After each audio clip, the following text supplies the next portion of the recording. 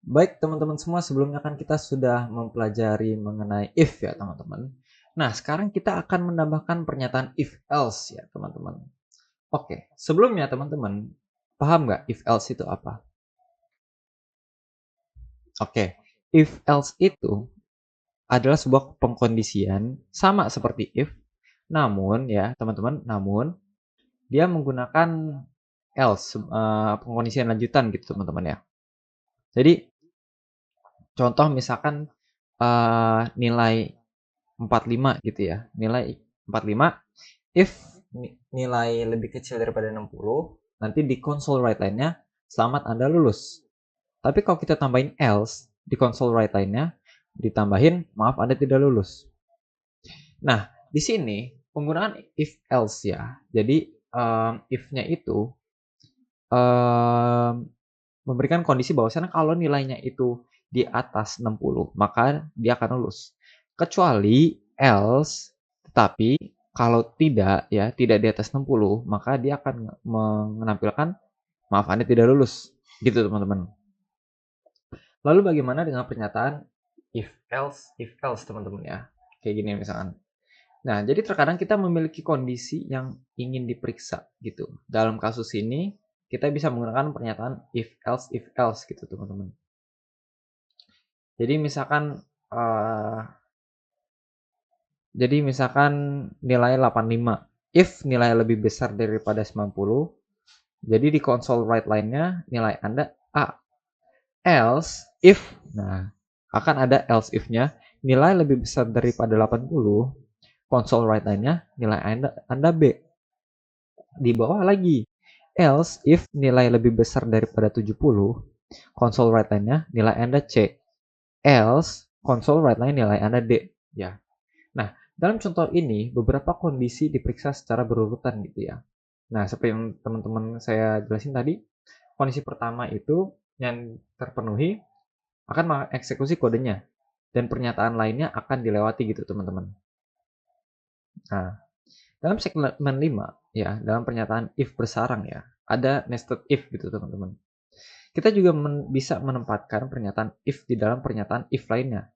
Ini disebut if bersarang atau nested if gitu teman-teman. Misalkan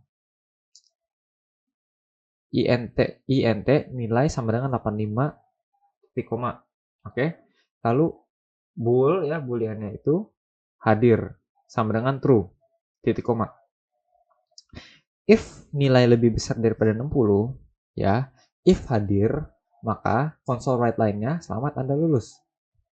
Else, console write line, Anda harus hadir untuk lulus. Lalu di bawahnya itu, ya, ada else lagi, console write line, maaf Anda tidak lulus. Dalam contoh ini, kelulusan tidak hanya bergantung pada nilai, tetapi juga pada kehadiran gitu ya teman-teman ya, pada absen. Kondisi kehadiran diperiksa hanya jika nilai itu lebih besar atau sama dengan 60 gitu teman-teman. Nah gitu.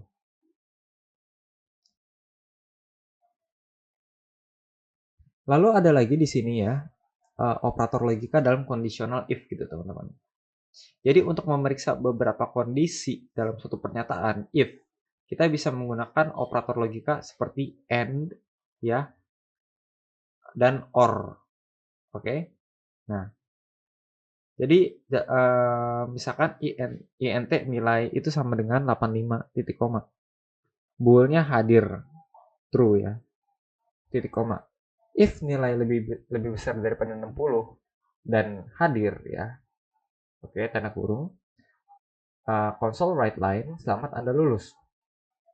Else console write line, maaf Anda tidak lulus gitu teman-teman ya. Dalam contoh ini, kedua kondisi nilai lebih besar daripada 60 dan hadir itu harus terpenuhi teman-teman ya, agar pesan selamat Anda lulus ditampilkan gitu teman-teman. Nah, buat teman-teman, berikut itu ada tips and trick ya jika menggunakan pernyataan if gitu. Pertama, gunakan kurung ya, kurung kurawal gitu. Jadi kurung kurawal ini bahkan jika dalam suatu baris kode nih teman-teman di dalam blok if ini membantu mencegah kesalahan saat menambahkan kode di selanjutnya gitu. Nah, lalu pahami urutan evaluasi teman-teman. pahamin bagaimana urutan evaluasi bekerja itu dalam kondisi yang kompleks gitu. Ini membantu dalam membantu dalam menulis kondisi yang benar dan efisien gitu teman-teman. Lalu hindari kondisi yang rumit ya teman-teman. Jadi kalau kondisi terlalu rumit, jadi pertimbangkan untuk teman-teman memecahnya ya teman-teman menjadi beberapa pernyataan if atau menggunakan fungsi untuk menyederhanakannya ya. Nah, if else ini bisa dipakai teman-teman gitu misalkan untuk membuat pengkondisian kalau di Unity ya teman-teman. Pengkondisian di mana karakternya ini misalkan kayak menembak musuh gitu ya. Nah, itu bisa dipakai if else gitu teman-teman. Nah, ini contohnya nih ya. Teman-teman bisa lihat. Oke, sip. Nah, bagaimana? Sampai sini if else paham teman-teman? Jadi kalau paham kita lanjut aja. Jadi saya ulang dari awal ya, dari awal-awal banget ya if ini ya. Jadi dalam pemrograman itu if ini adalah salah satu konsep ya, konsep dasar gitu dalam pemrograman. Jadi if itu memungkinkan kita untuk membuat keputusan ya, membuat keputusan dalam kode berdasarkan kondisi tertentu gitu teman-teman. Jadi ya itu yang tadi contohnya gitu teman-teman pengen naruh atau input nilai gitu ya, itu pakai pengkondisian if. Oke. Nah, lalu tadi kita kemarin juga udah ngejelasin juga contoh ya, contoh sederhana dan pernyataan if else gitu teman-teman. Dimana if itu dia pengkondisian yang tetap dan if else itu pengkondisian lanjutan gitu teman-teman. Seperti itu ya. Nah, jadi begitu teman-teman. Tapi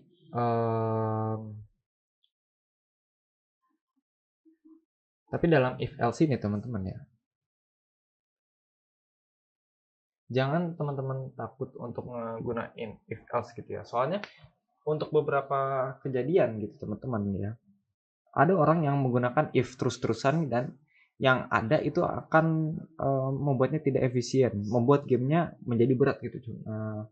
Banyak gitu contohnya ya, dimana kesalahan dari dari yang developernya itu, dia tidak menggunakan if else tapi menggunakan if terus-terusan gitu. Sedangkan tidak disarankan untuk terus-terusan menggunakan if gitu. Soalnya ya itu pertama akan membuat lebih kompleks gitu. Jadi misalkan teman-teman pengen nambahin if gitu, misalkan nilai di atas 85, dan lalu teman-teman di bawahnya console write line, misalkan ada lulus.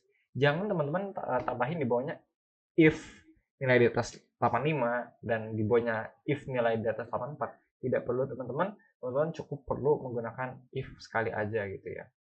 Dan kalau perlu teman-teman ingin lebih kompleks, lebih rumit, bisa menggunakan if else gitu teman-teman. Nah, seperti contoh yang saya tulis di sini. Nah, ini kan teman-teman bisa lihat ya, ada apa tuh sebutannya tadi tuh, if bersarang ya, nested if gitu teman-teman. Dimana else itu nanti dilanjutin oleh if kembali gitu teman-teman. Nah, ini bisa dilakukan gitu teman-teman. Gitu contohnya.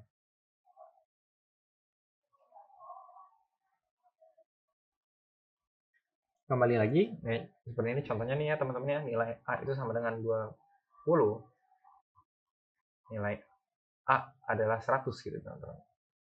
If else ini sangat umum digunakan untuk penggunaan penilaian teman-teman. Jadi memang untuk beberapa orang-orang bahkan yang menggunakan Python pun menggunakan if else ini untuk belajar membuat penentuan kelulusan sederhana gitu teman-teman. Seperti yang tadi saya jelaskan gitu, kayak gini juga nih teman-teman ya. Ini contoh paling dasar lah jatuhnya untuk penggunaan if else gitu. Nah, dan teman-teman bisa sembari mencoba juga ya di Visual Code. Ini sangat gampang, insya Allah sangat mudah juga teman-teman. Nah, gitu deh teman-teman. Oke. Nah, terus juga buat teman-teman ya, pokoknya terus-terusan coba-coba aja penggunaan if else ini, soalnya memang ya itu tadi nggak rumit ya teman-teman, dan teruslah bereksperimen lah teman-teman menggunakan if else ini. Jadi mungkin di situ saja teman-teman ya untuk materi hari ini. Di materi selanjutnya kita akan mempelajari pengkondisian fungsi lainnya gitu teman-teman. Oke.